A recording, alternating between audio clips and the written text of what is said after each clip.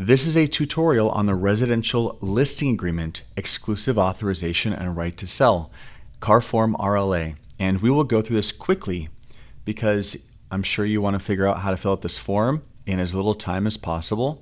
Now, this form itself is 6 pages. Here we see 1 out of 6. But when you export this from your forms library, this is a 15-page bundle. So we're going to go to the top and go through this quickly. It starts with a disclosure regarding real estate agency relationship. It's a 2-page form. All you have to worry about is this, the seller signing your brokerage firm, license numbers, and your signature. You do nothing on the next page. Fair housing discrimination advisory. I mean, these are all advisories, disclosures, seller signs and dates, possible representation of more than one buyer. You're going to sign, your clients are going to sign, you move on, wire fraud, advisory, seller's going to sign. And here we are at the listing agreement. We start by putting the date that we draft this form up here on the top left. Then the name of the seller or sellers, if there's more than one, the name of the brokerage, then the beginning and the end of the listing period. Now, sometimes I see that this is left empty or there's not an ending date. If this is not filled out, if there's not a start and finish, this form is voidable or invalid or can be nullified. The point is that this form must have a start and end date to be valid. Very important. We put the address in here, pretty straightforward. And then the county, zip, parcel number. If you have it, you can get it from Realist off the MLS, off an old MLS listing, from a property tax bill on the county assessor's website. And if all else fails, leave it blank and come back to it later. We put the purchase price, listing terms. Sometimes people ask about this. If you have a special scenario, you'll know about it. If not, just leave it blank. All we're worrying about is putting 1 million or whatever our sales price or our list price, the list price, the asking price, we're putting that here. We're going to jump down to 3A. Now we put 5% here. This is going to be a 5% listing in our example with 2.5% or half of it going to the other side. You must put the gross commission collected here. This is the most common mistake on the form. Agents will just put the 2.5 or whatever the listing side is. That's not how it works. This form is an invoice. This form charges the seller. And then you as the listing broker, you pay the buyer's agent down here. But I don't want to jump ahead. Now, we put the percentage here. If you want to do a flat fee, check this box and write a flat fee. But there's an and. And I put transaction coordinator fee of $395. I have another video on passing on fees to clients, but whenever you can, you need to pass on your broker fee or your TC fee or whatever sort of compliance fee you pay. I think agents should pass on their hard fees, just like an accountant and a lawyer. They both pass on their fees for making copies and shipping and filing documents with the county or the court or whatever. So as an agent, if you can, add something in here. Call it whatever you want. I have a whole other video on it. All right. Actually, so right here, now this is blank. I would recommend writing 90 calendar days here. Why? Well, it protects you if your listing expires and someone that entered the premises while you're the listing agent comes back the week after it expires and makes an offer. This protects you. So I would write 90 here. And then don't worry about any of this. By the way, in addition, seller agrees to pay broker. If you wanted to add another fee like this down here, you could do it here, but it's all the same. It doesn't make a difference.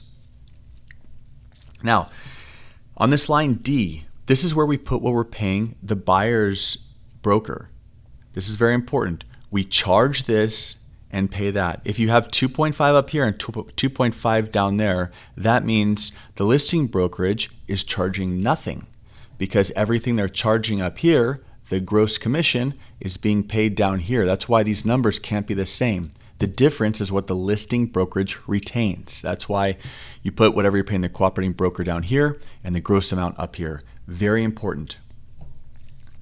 All this right here, we just leave it like this. We don't do anything. And the seller's going to initial. You can read it if you want, and you'll see that 99% of the time, 99.9% of the time, nothing is done. Now, sometimes there are items excluded that are affixed to the property. Real property, things that are affixed to the real property conveys, okay? What if there's something affixed that doesn't convey? Well, the seller can say, hey, that chandelier over the stairway, I'm taking that. All right, put that there. Why? Because when you enter in the MLS, you need to disclose that, hey, that one affixed item, that's actually not staying. Or if there's personal property that is being conveyed with the real estate, you can put it here, included. Now, worst case scenario, you forget to put something here and you leave it blank. As long as the seller tells you and you put it in the MLS and it's disclosed to the buyer, this doesn't even matter. It doesn't. People leave this blank all the time. I'm just telling you this is here because if something that would otherwise be included in the sale is excluded, or vice versa, it should be written here. Are there leased items? Very common with solar, with the solar panels, right? If there are, it's mentioned here, and it's written in the MLS. That's the point of this, is that you just want to have the most accurate information as possible in the MLS, okay? Smart home stuff, I mean, including the sale. Again, is it included? Is it excluded? If there's an exception to it being what typically conveys, you can put it here.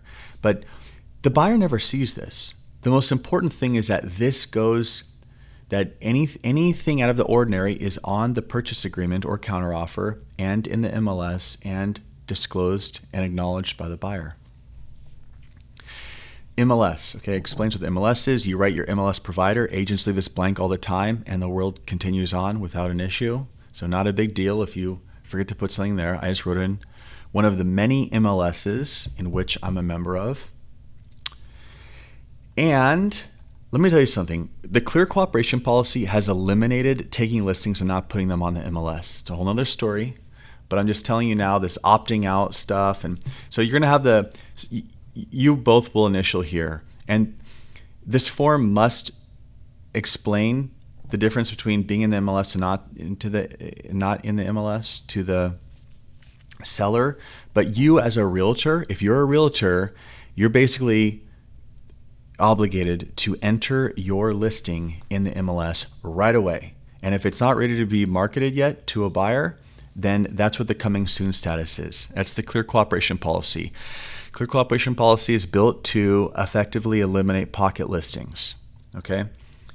But we don't care. We're just trying to get through this quickly, right? So let's just keep going on. All right, seller's going to initial. We're not filling any of this out because by default, this form has training wheels. This form is the bowling lane with the little bumpers on each side so that your bowling ball can't go into the gutter. You just scroll through it. You don't put anything here, and everything is fine. And I'm showing you, I'm a broker. I've sold countless homes. I've been licensed since 2002. This is exactly how I fill it out. I scroll through it. I do the minimal basics. I have the seller initial. We're already at the bottom. That's it. What I showed you, the little changes that you make, that's all you need to do. Everything else, just leave it in its default verbiage. It's very hard to screw this form up. And I told you where it does happen. It happens here with the commission and not doing this properly. And you should have 90 days written in here, or 120 or 180. But it's good to have some days in here that protect you so that if your listing expires and a buyer that saw it the day before it expires comes back the day after it expires, you have some protection because it was your marketing effort, your resources that procured or made that buyer aware, even if it's through their agent or through the MLS, what you did to put that property on the market and give it publicity is what brought that buyer in. That's why you need to be protected. All right. Lots of verbiage here that I could explain at length for hours because I've had to go back and look at everything in here carefully when disputes have come up over the years. But this protects everyone. This mitigates how crazy a legal dispute can be and addresses issues that might come up. You can skim through it if you want. So if it's a tenant-occupied property, again, this is stuff that's addressed in the RPA. This form is between the seller and you, so you are properly informed. So number one, you have the right and the authorization to list the property. But number two, so you can properly market the property in the MLS without misinforming a potential buyer. All right, now let's go back down to the bottom here. Is the seller an entity, like an LLC or a corporation? If it is, check this box. You need to do this form right here, RCSD. If it's an individual, they're just going to sign, put their info down here. Now I have Sally Seller. Here's a question I get sometimes. Well, the husband or wife or whatever, one of the owners signed and the other owner didn't, or the other owner's out of town. I only have one owner's signature. That's a problem. You want all the owner's signature. Because what if the owners are not on the same page about selling the property? What if one of the spouses is about to divorce the other spouse? I'll just, without going through any scenarios, for the sake of time, I'll just tell you, you want all owners of record to sign here. You're going to sign down here as an agent. You're going to put your brokerage's information. But wait, there's more. Oh, I should mention, and you see this a lot with luxury listings. You'll see two listing companies, two listing brokerages. If you are listing with another company, you have a friend that works at another company, both companies are listing a property, and this happens, you check this box and you do this form. That's it. Just letting you know, that's how it works when you have two different companies listing the same property and working together. Now I said 6 out of 6, so it's a 6-page form, but again, this is a 15-page bundle, seller's advisory. Look at all this. Oh gosh, just a sea of text. But this is handy when something goes wrong and you go, oh, what about the withholding taxes and the FERPTA? And then guess what? There's verbiage here that explains if something comes up, how to address it, or if it was disclosed. So you're protected. Seller's going to initial, seller's going to sign, California Consumer Privacy Act advisory, seller's going to sign, and that's it. We're done with it. If you have any questions, please leave a comment. Thank you for watching.